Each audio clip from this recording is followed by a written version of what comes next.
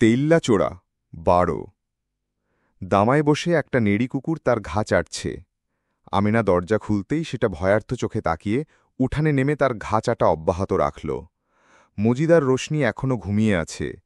এখন আর গঞ্জে যেতে হয় না তাদের। আমেনা বসে বসে স্মৃতিচারণ করে। ফজর আলী নাক ডেকে ঘুমাত, সে ঘর ঝাড়ু দিত, মজিদ লাটিম নাটাই নিয়ে সারাদিন ব্যস্ত। সেদিনগুলোতেও আমেনার মনে হাজারটা অপ্রাপ্তি ছিল, অভিযোগ ছিল, দুঃখ ছিল, হয়তো একটুখানি সুখও ছিল। কিন্তু এখন চিন্তা করলে সেই একটুখানি সুখই অপ্রাপ্তি, অভিযোগ, দুঃখগুলোকে ছাড়িয়ে যায়। কুকুরটে চিৎকারে আমেনার ধ্যান ভঙ্গ হল। লুঙ্গির সাথে খাকি শার্ট পরা দুজন লোক এসেছে। তাদের ঘাড়ের ওপর দিয়ে রাইফেলের নল দেখা যাচ্ছে। তাদেরই একজন কুকুরের পিঠে রাথি বসিয়ে দিয়েছে। অস্ত্র পিঠে থাকলে মানুষের পা শিরশির করে, শুধু লাথি দিতে ইচ্ছে হয়। আমেনার বুকটা ধক করে কেঁপে উঠল। এক দৃষ্টিতে চোখ বুলিয়েই লোকগুলোর লালসা পরিসংখ্যান করে নিল আমেনা। ঘোমটাটা মাথায় উঠিয়ে দিয়ে একটু আড়াল করে বসে বলল, কারে চান আপনারা? দুজনের মধ্যে পেট মোটা লোকটি বলল, ঘরে পুরুষ মানুষ আছে?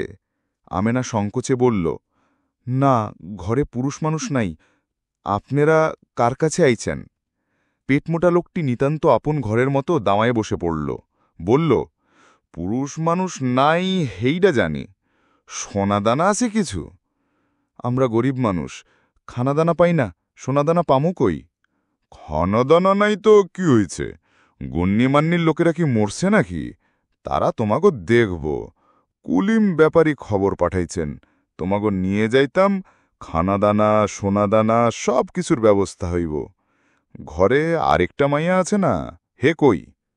আমিনার মাথা ভনভন করে ঘুরতে লাগল। সে কিছু বলতে পারছে না।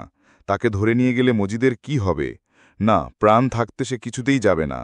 আমেনা ঝট করে ঘরে ঘরে ঢুকতে চাইল, কিন্তু চিকন লোকটি তার শাড়ির আঁচল ধরে ফেলল। আঁচল নিয়ে টানাকানিতে আমেনার হাত চলে এলো লোকটার হাতে। আমেনা অন্য হাতে ঘরের পাল্লা ধরে রইল। অমানসিকভাবে চিৎকার করছে সে। ভেতর থেকে রোশনি দৌড়ে বেরিয়ে এলো। মজিদ কিছু না বুঝে কাঁদছে। রোশনি আমেনাকে ছাড়াতে গিয়ে নিজেও ধরা পড়ল। আমেনার হাত পাল্লা থেকে পিছলে যাচ্ছে।